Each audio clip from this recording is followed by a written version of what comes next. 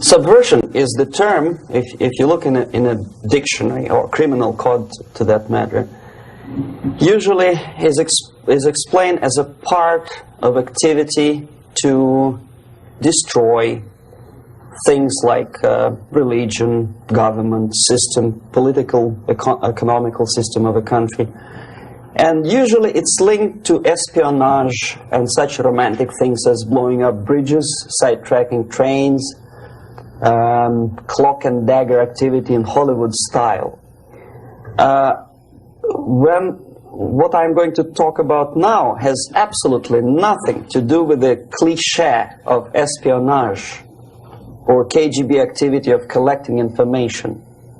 So the greatest mistake or misconception, I think, is that whenever we are talking about KGB, for some strange reason, starting from Hollywood movie makers to professors of political science and quote-unquote experts on Soviet affairs, or Kremlinologists as they call themselves, they think that the most desirable thing for Andropov and the whole KGB is to steal blueprints of some supersonic jet, bring it back to Soviet Union and sell it to the Soviet military-industrial complex.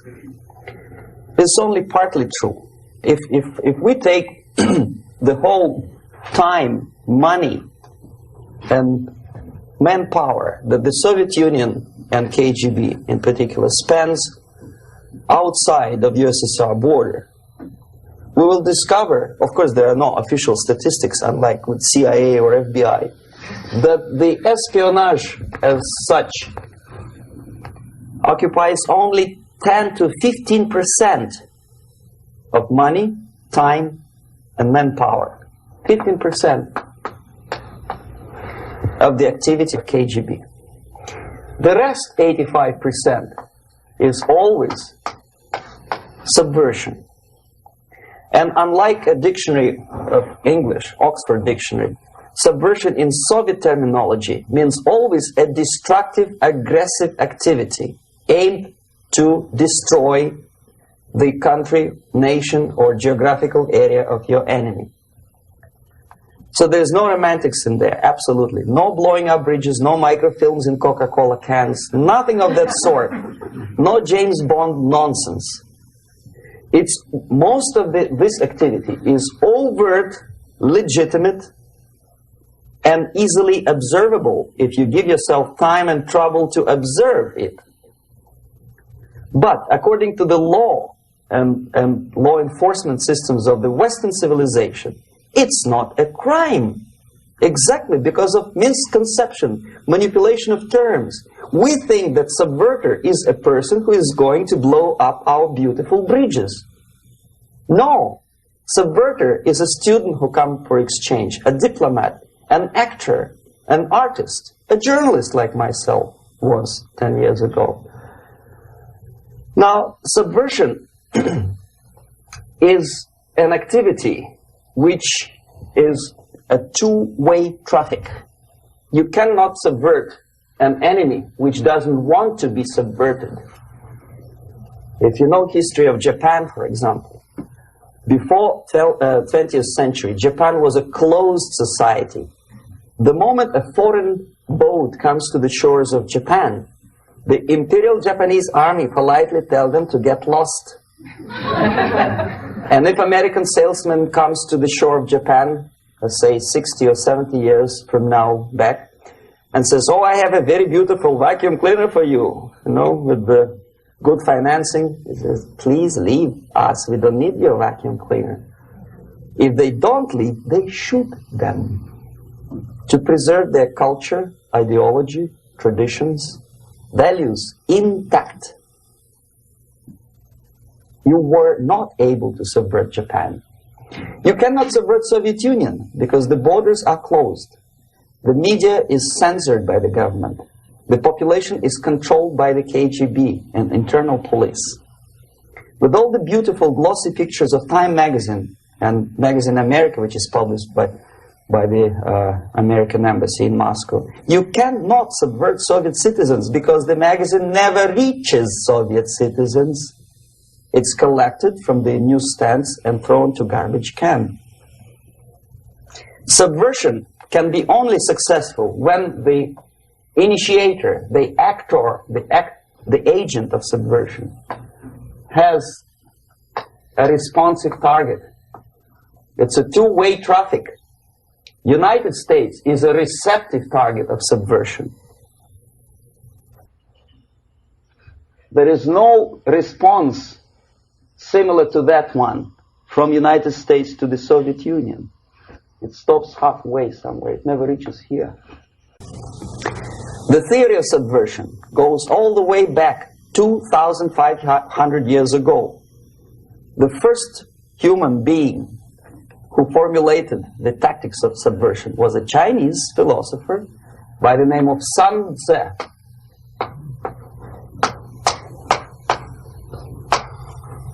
2,500 years BC.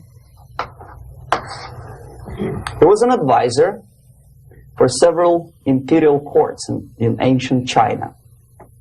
And he said, after long meditation, that to implement state policy in a warlike manner, it's the most counterproductive, barbaric, and inefficient to fight on a battlefield. You know that war is continuation of state policy, right? So if you want successfully to implement your state policy and you start fighting, this is the most idiotic way to do it. The highest art of warfare is not to fight at all, but to subvert anything of value in the country of your enemy, until such time that the perception of reality of your enemy is screwed up to such an extent that he does not perceive you as an enemy, and that your system, your civilization, and your ambitions look to your enemy as an alternative, if not desirable, then at least feasible. Better red than dead. That's the ultimate purpose, the final stage of subversion, after which you can simply take your enemy without a single shot being fired, if the subversion is successful. This is basically what subversion is. As you see, not a single mentioning of blowing up bridges. Of course, Sun Tzu didn't know about blowing up bridges. Maybe there were not that many bridges at that time. But the basics of subversion is being taught to every student of KGB school in USSR and to officers of military academies. I'm not sure if the same author is included in the list of reading for American officers, to say nothing about ordinary students of political science. I had difficulty to find the translation of Sun Tzu in the library of a university in Toronto and later on here in Los Angeles. But it's a book which is not available. It is forced to every student in USSR.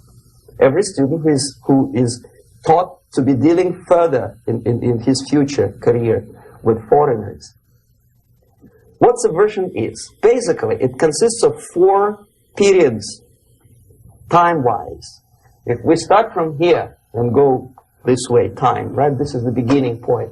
The first stage of subversion is the process which is called, basically, demoralization. It says for itself what it is.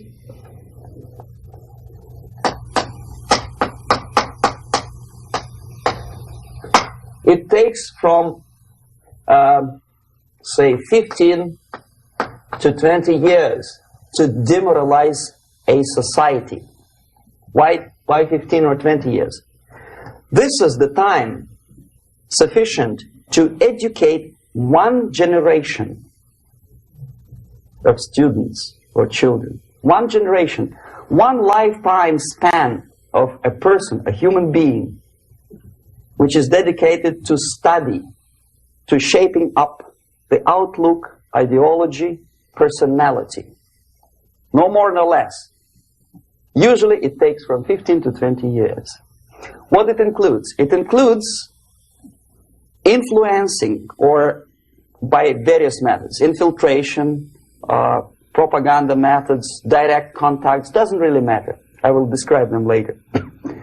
Of various areas where public opinion is formulated or shaped: religion, educational system, social life, administration, law enforcement system, military, of course, and labor and employer relations, economy. Okay? 5 areas. I will not write them down because we will not have enough space. Sometimes when I describe all the methods, students ask me question, are you sure this is the result of the Soviet influence? Not necessarily.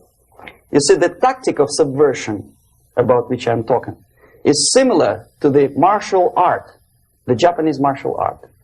If some of you are familiar with that tactic, probably you will remember that if an enemy is bigger and heavier than yourself, it would be very painful to resist his direct strike.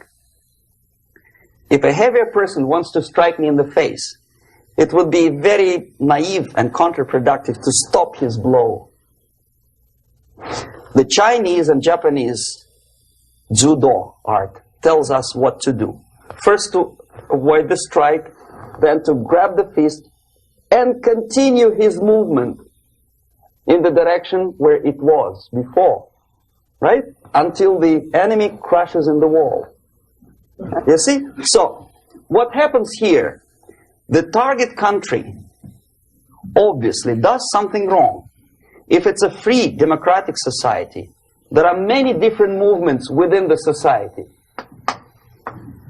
There are obviously, in every society, there are people who are against this society. They may be simple criminals, ideologically in disagreement with the state policy, conscientious enemies, simply psychotic personalities who are against anything, right? And finally, there are a small group of agents of a foreign nation, bought, subverted, recruited, right? The moment all these movements will be directed in one direction, right? This is the time to catch that movement and to continue it until the movement forces the whole society into collapse, into crisis, right? So that's exactly the martial art tactic. We don't stop an enemy. We let him go. We help him to go in the direction we want them to go. Okay? So, on the stage of demoralization, obviously there are tendencies in each society, in each country, which are going to opposite direction from the basic moral values and principles. To take advantage of these movements, to capitalize on them, is the main purpose of the originator of subversion. So we have religion, we have education, we have social life, we have power structure, we have labor relations, unions, and finally we have law and order. 1, 2, 3, 4, 5, 6. Okay? These are the areas of application of subversion. What it means exactly?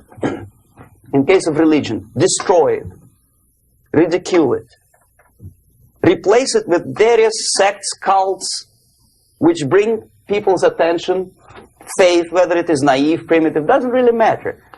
As long as the basically accepted religious dogma is being slowly eroded and taken away from the supreme purpose of religion, to keep people in touch with the supreme being, that serves the purpose. Therefore, replace it, accepted, respected religious organizations with fake organizations.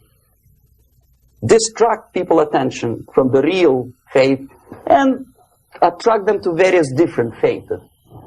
Education.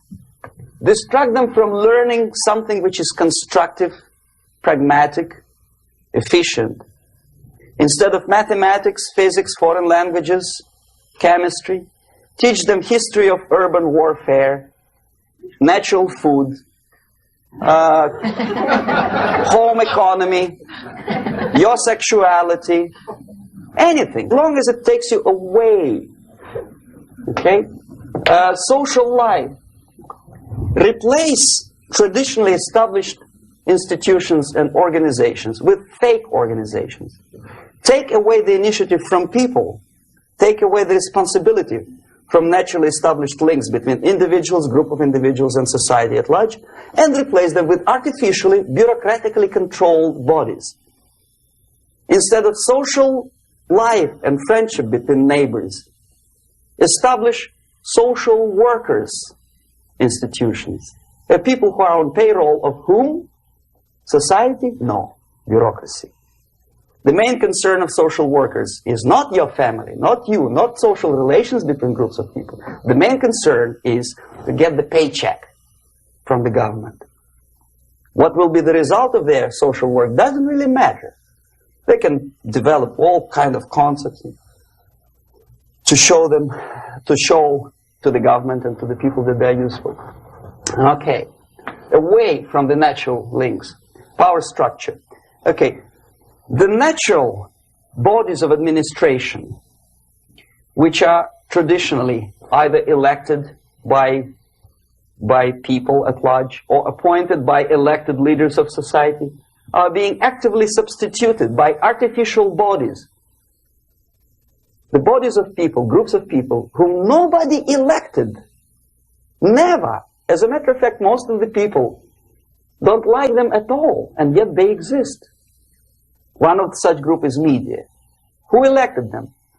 How come they have so much power? Almost monopolistic power on your mind. They can rape your mind. But who elected them? How come they have a nerve to decide what is good and what is bad for the elected by you, president, and his administration? Who the hell are they? Spiro Agnew, who was hated by the liberal left, called them a bunch of enfeebled snobs. And that's exactly what they are. They think they know. They don't. The level of mediocrity.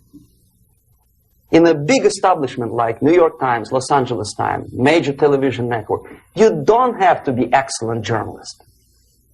You have to be exactly a mediocre journalist. That's easier to survive. There's no competition anymore.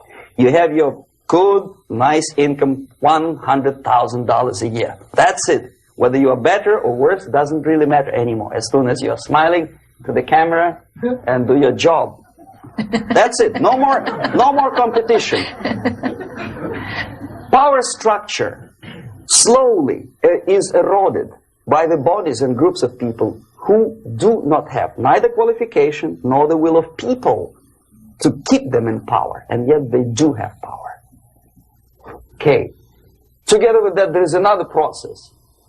Law enforcement, law and order organization and structure is being eroded. For the last 20, 25 years, if you see old movies and new movies, you can see that in new movies, a policeman, an officer of the United States Army looks dumb, angry, psychotic, paranoid. A criminal looks nice, kind of, well, he smokes hash and shoots the whatever drug, but basically he's a nice human being. He's creative. And he's unproductive only because society oppresses him. Whereby a general of Pentagon is always, by definition, a war maniac. A policeman is a pig, rude policeman. He abuses his power. No? A generalization like that. The hatred, the mistrust to the people who are supposed to protect you and enforce law and order. Moral relativity. The Angelo Buono process lasted 2 years in Los Angeles. And yet there are still some lawyers who say, look, he's a nice character, as a matter of fact. There was some witness who said, also a criminal, who said, well, he's a nice guy. I asked him one day to burn a house of my enemy, and he wouldn't do it. He's a nice fella. Erosion. A slow substitution of basic moral principles, whereby a criminal is not a criminal, actually. He's a defendant. Even if his guilt is proven, there is still a doubt To kill or not to kill, to be or not to be. Thou shalt not kill, yes. But this line may not necessarily be applicable to a murderer. Thou shalt not murder. That should be the presumption, not that thou shalt not kill. Okay, labor relations. At this stage, within 15 to 20 years, we destroy the traditionally established links of bargaining between employer and employee. The classical Marxist-Leninist theory of natural exchange of goods. A person A has 5 sacks of grain and person B has 5 pairs of shoes. And the natural exchange without money is when they bargain between each other. And only with the introduction of the third force, C, an entirely third foreign stranger who says, no, don't give him 5 sacks of grain, give it to me. And you give me your 5 pairs of shoes, and I will distribute it accordingly. So that the economy will go. This is the death of natural exchange, death of natural bargaining. Well, trade unions were established 100 years ago. The objective was to improve working conditions and to protect the rights of workers from those employers who were abusing their right because they had more money. Objectively, at that time, initially, the trade union movement did work. What we see now is that the bargaining process is no longer resulting in the compromise, which is leading objectively to betterment of working conditions and increase of salary. What we see is that after each prolonged strike, the workers lose. Even if they have 10% increase of their salaries, they cannot catch up due to inflation and due to missed time. More than that, millions of people suffer from that strike because economy now is interdependent. It's intertwined like one body. If previously steel workers, say 100 years ago, could strike and nobody would suffer, now it's impossible anymore. If a garbage collector strikes today, the rest of the multi-million city is stinking. I mean, there's no more service. In Quebec, for example, we had the electricians who were on strike in the middle of winter. You can freeze your bottom, and they still were on strike. Did they catch up with the salary? No, they lost. Who benefited? The leaders of trade union. What is the motivation for strike? Improving of workers' condition? No, obviously it's not. Then what is it? Ideology. To prove to these capitalists. And the obedient horde of workers, like sheep, follow these people. And they cannot disobey. Why? Because if they do, you know what happens to them. Pickets, murders, shooting truck drivers by picketers. In Montreal, for example, I saw with my own eyes when I was correspondent of CBC International, Canadian Broadcasting Corporation, when the workers of aircraft factory destroyed computers and the equipment in the factory. And the administration employed strike breakers. Their cars were turned upside down and burned. Their houses were burned. Their kids were intimidated. And some victims were there. Of that we can be sure. Why? To improve conditions of workers? No. Ideology. Okay, so this is what happens basically. It may or may not happen without the help of the Soviet Union. But the natural tendencies are being greatly taken advantage of and capitalized by the Soviet propaganda systems. How? Whenever trade union strikes, we have influx of propaganda, mass media, ideological dissemination. The workers' right. And we repeat it like parrots. Yes, workers' right. Whose rights? Workers? No. The only freedom of worker to sell his labor according to his own desire and will is taken away from him. By whom? By trade union boss. Unlimited power is given. Responsibility. I want to sell my labor not for $2.50 an hour, but for $2. I don't have right. My freedom is denied to me. I know that if I sell my work for $2 an hour, not for $3 an hour, I will compete better with the other guy who is lazy and more greedy. I don't need $3. I need only $2. No, I was made to believe by media, by business, by advertising agencies that I need more and more and more. Have you ever heard any advertising on TV to consume less? No. No way. Whether you need a six-cylinder car or not, you have to buy it. And hurry up. When I was driving here, on the local radio station, an excited announcer said, "You hurry up, rush and save, save, save. There is a pantyhose sale." Save by buying more. See? Of course. It would be too naive to expect that KGB makes that advertising agency to do such a crazy commercial. No, of course not. But what we did when I was working for Novosti Press, we would snow plow editorial offices, student organizations, religious groups with literature of class struggle. If not directly Marxism-Leninism propaganda, then a propaganda of legitimate aspirations of working class, betterment of life, equality. Equality, mind you. President Kennedy once said, we will make America to believe that people are born equal. Are people born equal? Is there any mentioning in the Bible or any other holy scripture in any religion, if you don't believe me, go to the library and check it. There is not a single word about equality. Just the opposite. By your deeds, God will judge you. What you do is important. The merit of your personality. You cannot legislate equality. If you want to be equal, you have to be equal. You have to deserve it. And yet we build our society on the principle of equality. We say people are equal. We know it is false. It's a lie. Some people are tall and stupid. Others are short, bold, and clever.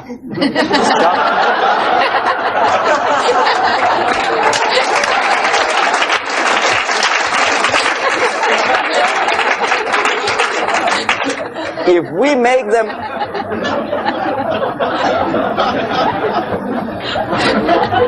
make them equal by force, if we put the principle of equality in the basis of our socio-political structure, it's the same thing as building a house on sand. Sooner or later it will collapse, and that's exactly what happens. And we, as Soviet propaganda makers, are trying to push you in the direction which you go yourself. Equality, yes, equality. People are equal. Land of equal opportunities. Is it true or not? Think about it. Equal opportunities. Should there be equal opportunities? For me and for a lazy bastard who comes here from some other country and immediately registers as a welfare recipient benefits? I never received a single dollar. No, sorry, I did receive once.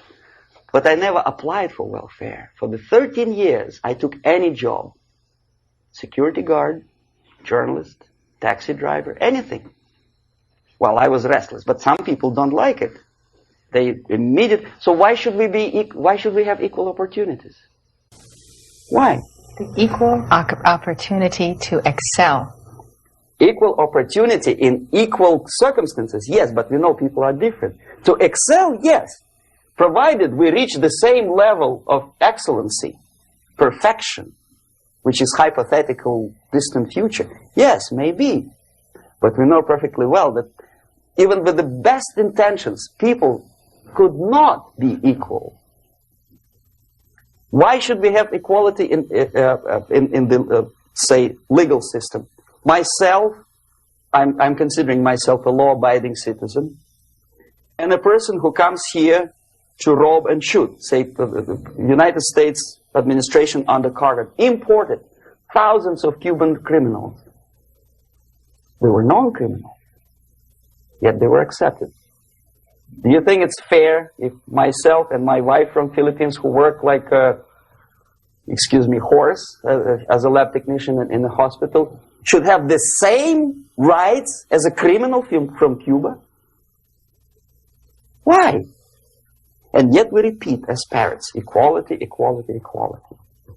And the Soviet propaganda system helps us to believe that equality is something which is desirable. Democracy, as it was established by fathers of this country, of this system in the last century, is not equality. It's the system where different people, unequal people, have a chance to survive and help each other in constant competition, in constant perfection. Not inequality, which is superimposed from a godfather or nice person in Washington, D.C. And the absolute equality exists in Soviet Union, quote-unquote equality. Everybody is equal in dirt, except some people are more equal than the others in Politburo. So, the moment you bring a country to the point of almost total demoralization, when nothing works anymore, when you are not sure whether it is right or wrong, good and bad, but there's no division between evil and good, when even the leaders of church sometimes say, well, violence for the sake of justice, especially social justice, is justified in the countries like Nicaragua, El Salvador, well, maybe Rhodesia. And we listen to them and say, yeah, probably it's true. Is it true? No, it is not true. Violence is not justified, especially for the sake of quote-unquote social justice introduced by Marxist-Leninists. That is my former colleague from Novosti Press Agency. Okay, so we reach that point. The next step is destabilization.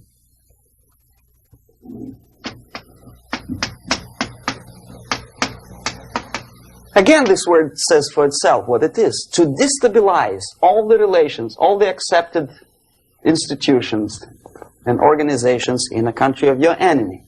How you do it? You don't have to send a battalion of KGB agents to blow up bridges. No. You let them do it themselves. The area of application is, again, it's narrower now. Not like the previous case. The overt legitimate actions of the KGB in this case would be hardly noticeable. There is no crime if a professor who recently went to USSR introduces a course of Marxism-Leninism in a Californian college, for example. Nobody is going to come to his doorstep and say, okay, mister, come, you are under arrest. No, it's not a crime. It's not even considered a moral crime against your country. So the area of application here is narrowing down to economy, again, labor relations, right? To law and order, plus military.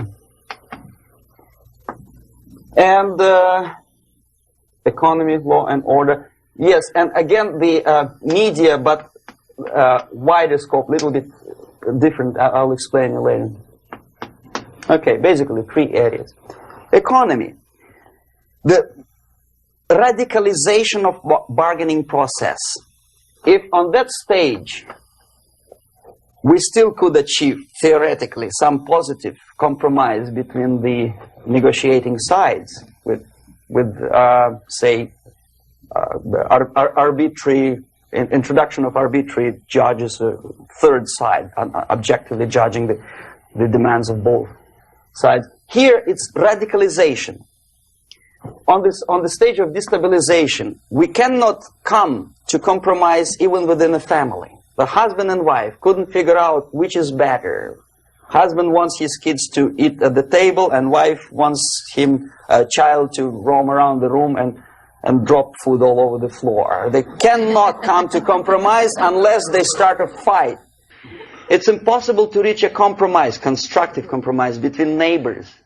Some people say, I don't like you to watering your lawn at that time because exactly at that time I'm walking my dog and he's getting nervous. He cannot pass his bowels, you know. So they cannot compromise. They go to a civil court or something like that. Radicalization of human relations. No more compromise. Fight, fight, fight. The normal, traditionally accepted relations are destabilized. The relations between teachers and students in schools and colleges. Fight. The relations between, in economical sphere, between laborers and employers are further radicalized. No more acceptance of the legitimacy of demands of workers. Unlike Japanese, with the theory Z, if you ever heard about it, where the workers are involved in the decision-making process, therefore they don't have moral incentive to fight their bosses. In the United States, it's just the opposite. The harder is the fight, the better. The more heroic they look. When the Greyhound network was on strike recently, the correspondents of local TV networks all over the United States were approaching the strikers, and they say, oh yes, we are doing something nice. They look like heroes and they were proud. There was some family, the husband was bus driver. Now they decided in a protest against the bosses to camp somewhere in the forest. And they were presented to the audience as a heroic, nice people. You see? The violent clashes between passengers, picketers, and the strikers are presented as something normal. 10, 15, 20 years ago, we would be angry, say, why so much hatred? Today we are not. We say, well, commonplace. Radicalization, militarization sometimes. As I explained on that stage, I took a step a little bit further. Shooting people. Okay, law and order now also is pushed into the area where previously people settled their differences peacefully and legitimately.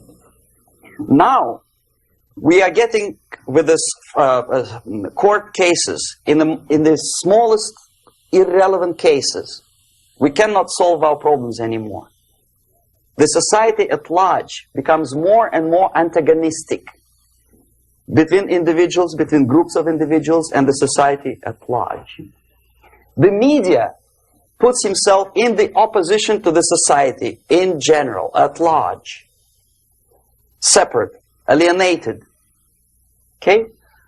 On that stage, you remember I was talking a couple of hours ago about the sleepers.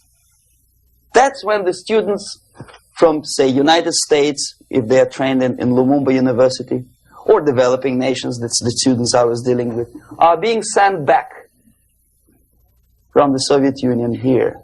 Or if they were already in the United States, in the country, which is the object of subversion, they spring to action. The sleepers go up. They slept for 15 to 20 years. Now they become leaders of groups, preachers, I don't know, public figures. Prominently they actively include themselves in a political process. All of a sudden we see a homosexual.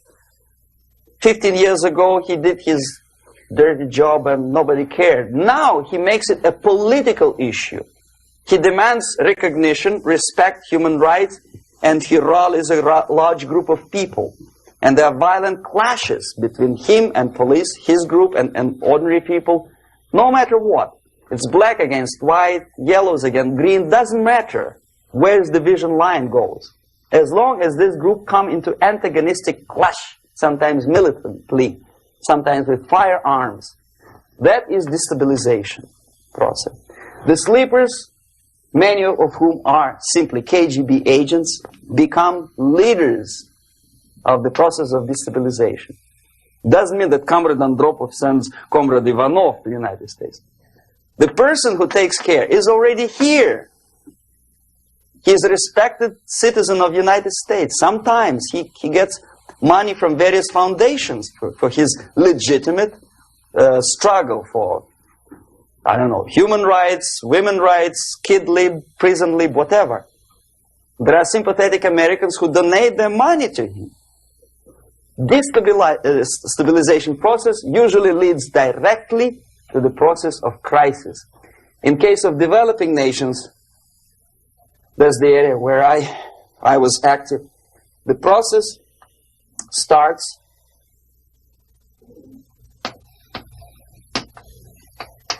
when the legitimate bodies of power, the social structure collapse. It cannot function anymore.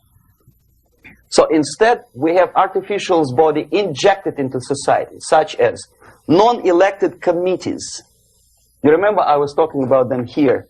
Social workers who are not elected by people, media who are self-appointed rulers of your opinion, some strange groups which claim that they know how to lead society forward. They don't usually. All they care is how to collect donations and sell their own concocted ideology, mixture of religion and ideology. Here, we have all this artificial body claiming power. If the power is denied to them, they take it by force. In case of Iran, for example, all of a sudden we have revolutionary committees. What kind of revolution? There was no revolution yet, and yet they had the committees. They were taking power of judgment. They had the power of execution, they had the power of legislation, and that they had the power of judicial. All of them combined in one person, who is half-baked intellectual, sometimes graduated from Harvard University or Berkeley. He comes back to his country and he thinks that he knows the answer to all the social, economical problems. Okay? Crisis is when society cannot function any more productively. It collapses, obviously. That's the word for crisis. So therefore, the population at large is looking for a savior. The religious groups are expecting a messiah to come. The workers say, we have family to feed. Let's have a strong government, maybe socialist government, centralized. When somebody put the employers on their place and let us work. We are sick and tired of going to strike and missing overtime and all that stuff. We need some strong man, strong government, a leader, a savior is needed. Population is sick and tired already. And here we are. We have a savior. Either a foreign nation comes in, or the local group of leftists, Marxists, no matter what they call themselves, Sandinista, a reverend or some sort, Bishop Muzureva, like in Zimbabwe, doesn't matter. A savior comes and says, I will lead you. So we have two alternatives here. Civil war and invasion. Okay? See how it goes?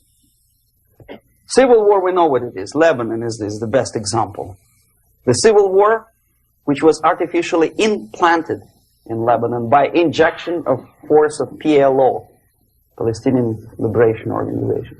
Invasion we had in many other countries like Afghanistan, name any East European country, it was invaded by the Soviet army. But the result is the same. The next stage is normalization. Normalization is a very ironic word, of course. It is borrowed from 1968 situation in Czechoslovakia, when the Soviet propaganda and after them New York Times declared the country is normalized. The tanks moved into Prague, so there is no more Prague Spring, there is no more violence. Normalization. At that stage, the self-appointed rulers of the society don't need any revolution anymore. They don't need any radicalism anymore. So this is the reverse from destabilization. Basically, it is stabilizing the country by force. So all the sleepers and activists and social workers and liberals and homosexuals and professors and Marxists and Leninists are being eliminated. physically sometimes. They've done their job already. Okay? They are not needed anymore. The new rulers need stability to exploit the nation, to exploit the country, to take advantages of the victory. Okay? So no more revolutionaries, please. And that's exactly what happens in a number of countries. You remember Bangladesh? This is the crisis in which I was instrumental. First they had Mujibur Rahman.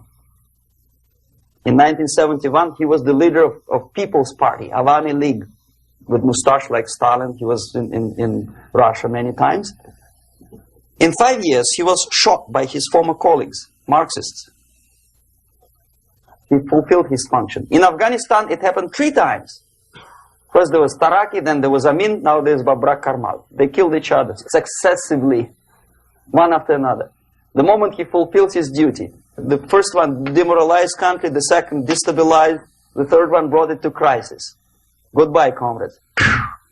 Babrak Karmal comes from Moscow and put into the seat of power.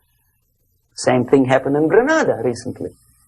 Maurice Bishop, Marxist, was killed by Austin, what's his name, General something, who was also a Marxist. Right? So no more revolutions, please. Normalization now. From now on, no more strikes, no more homosexuals, no more women lib, no more kid lib, no more lib, period.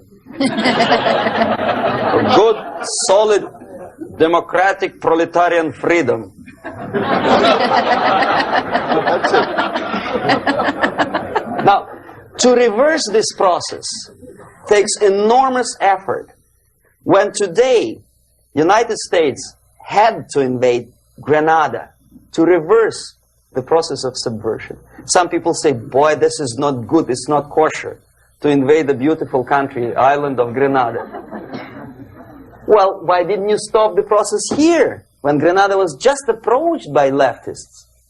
Why not to prevent Maurice Bishop to come in power in the first place? Did Grenadians want him? Very questionable. They didn't know who was Maurice Bishop in the first place. He came to power by coup d'etat himself. Okay? No, we let the situation develop further and further and further until the crisis and normalization very soon. And then United States decided to invade country, discovering that the country was absolutely a military base for the Soviet Union. Of course it's a drastic measure. Of course it's a pity that Marine Corps had to lose, what, 17 lives. Very bad. Why not to stop the process before it comes to crisis? Oh no, intellectuals will not let you. It's interference into domestic affairs. They're very careful not to let American administration to interfere in domestic affairs of Latin American countries. They don't mind Soviet Union interfering in these affairs. Okay. So to reverse this process, from here, it takes only and always military force. No other force on earth can reverse this process at this point. At this point, it does not take military invasion of the United States Army. It takes strong action, like in Chile.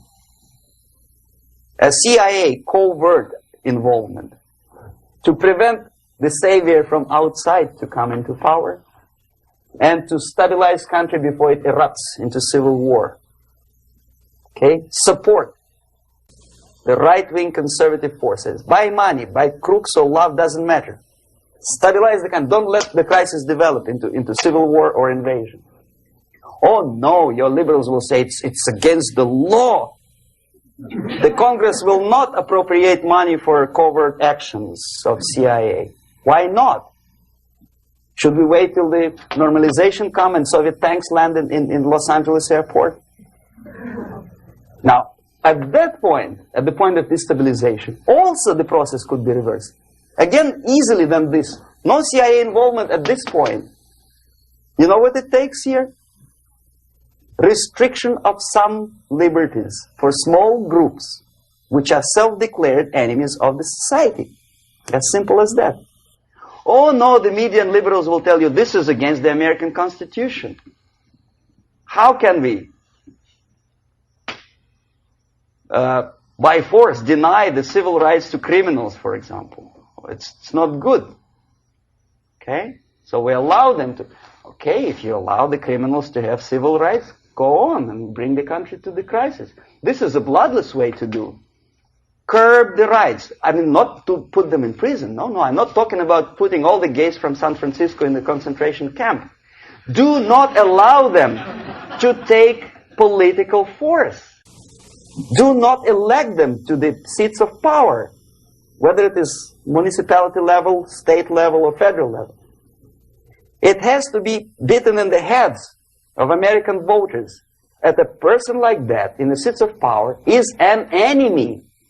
Do not be afraid of this word. It is an enemy. If he is not an enemy here, he will be here. Later on, he will be shot, of course. But at this point, he is an enemy. Okay? You are doing great service by denying him a right to capitalize on his own crazy ideas and become a powerful man, a man who uses the seat of power. Restriction of certain freedoms and permissiveness at that point would prevent sliding into crisis and probably will return the process of destabilization. To curb unlimited power, monopolistic power of trade unions, here, at that point, would save economy from collapsing. To introduce a law to stop private companies of raping public opinion's mind in the direction of consumerism. No company must have a right to force you into buying more unless you want it. There must be a law. You want to advertise your car? Okay. But not a single mentioning of buying it now and saving money. It must be against the law to force people to consume more. Self-restraint. Previously, before this process started, the self-restraint was a business of church, religion. Because our preachers, the fathers of church, would tell us, material values are good, but it's not the prime function of human being. Because you have to live with something. Obviously, the design for our life is not to consume more deodorants. There must be something greater. If such a complicated instrument as human body was created, obviously there must be some higher purpose for that.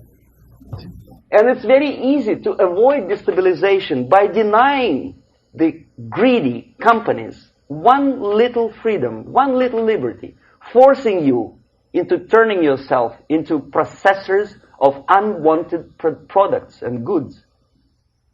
They turn you into machines, like the worm who there's inlet and outlet. So, and how long an average appliance lasts these days?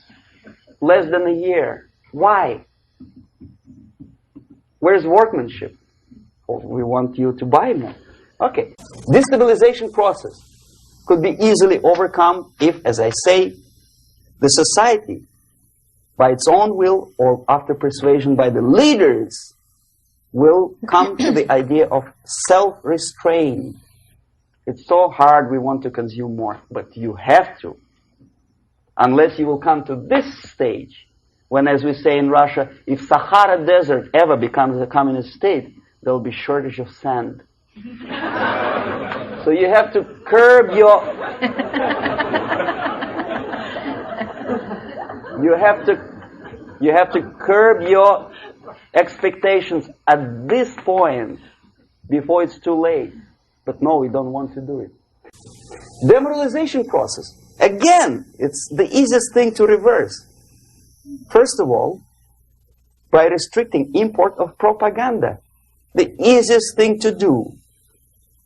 Unlimited, unrestrained import of Soviet literature, Soviet journalists, giving Soviet propaganda and ideological agitators equal time on American TV network. It has to be stopped. And it's easy. They won't be offended, mind you. As a matter of fact, they will respect America more. But when my former colleague Vladimir Posner appears on Nightline, and Ted Koppel asks him, well, Vladimir, what do you think about this? And what can he think? He is an instrument of propaganda. He thinks what Comrade Andropov tells him to think. He's just a nice, articulate mouthpiece of the Soviet subversion system.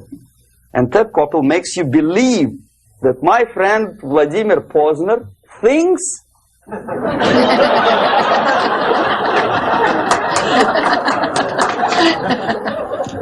the process of demoralization may not have started at all if at that point the country, which is a recipient of subversion, actively, not violently, but actively, prevents importation of foreign ideology.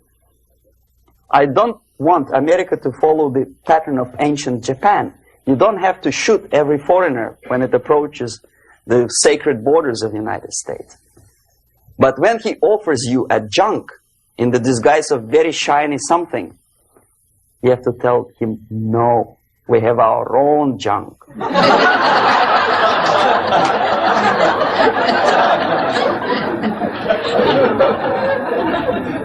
If at that point the society is strong, brave, and conscientious enough to stop importation of ideas which are foreign,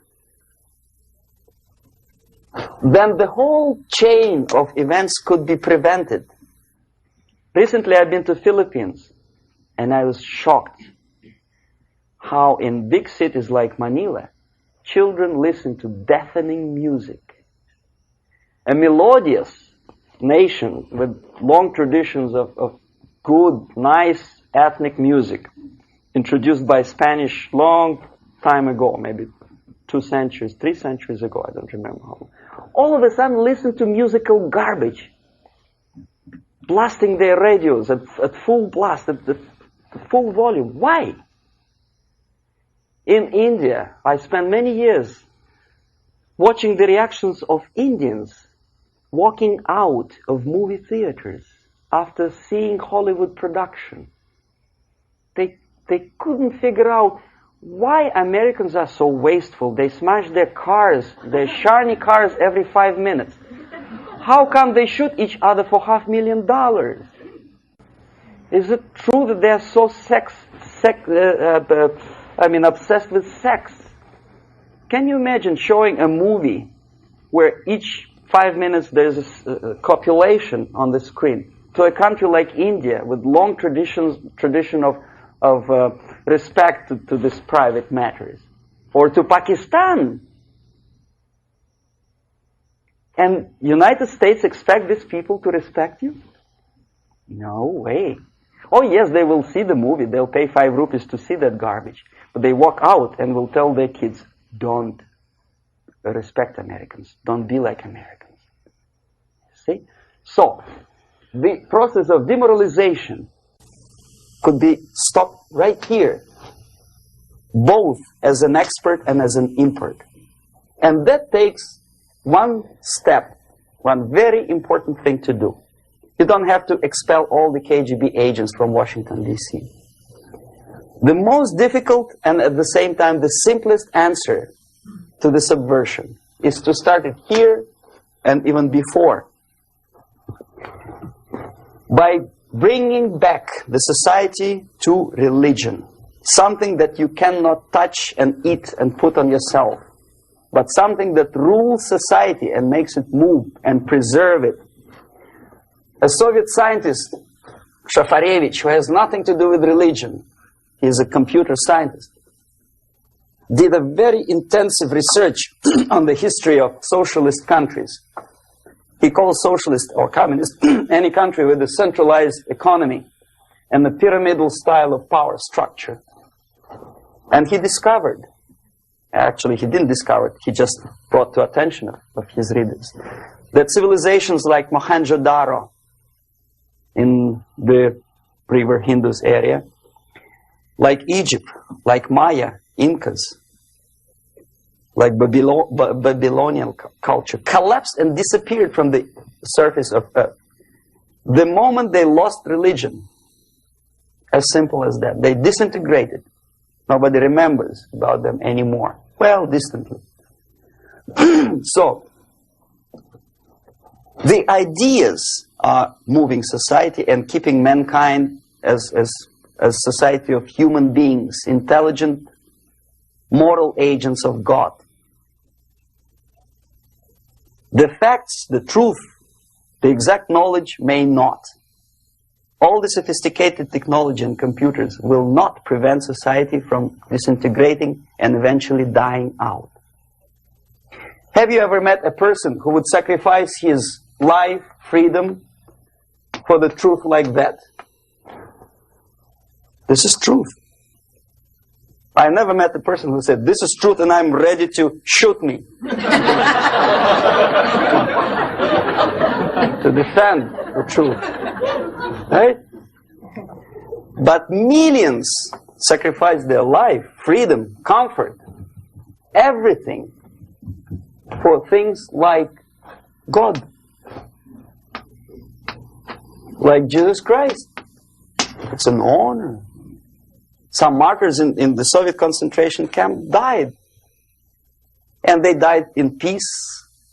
Unlike those who shouted, "Long live Stalin," knowing perfectly well that he may not live long. Something which is not material moves society and helps it to survive. And the other way around. The moment we turn into 2 by 2 is 4 and make it a guiding principle of our life, our existence, we die. Even though this is true, and this we cannot prove. We only can feel and have faith in it. So the answer to ideological subversion, strangely enough, is very simple. You don't have to shoot people, you don't have to aim missiles and Pershings and cruise missiles at Andropov's headquarters. You simply have to have faith and prevent subversion. In other words, not to be a victim of subversion. Don't try to be a person who in judo is trying to smash your enemy and being caught by your hand. Don't strike like that. Strike with the power of spirit and moral superiority. If you don't have that power, it's high time to develop it. And that's the only answer. That's it. Thank you.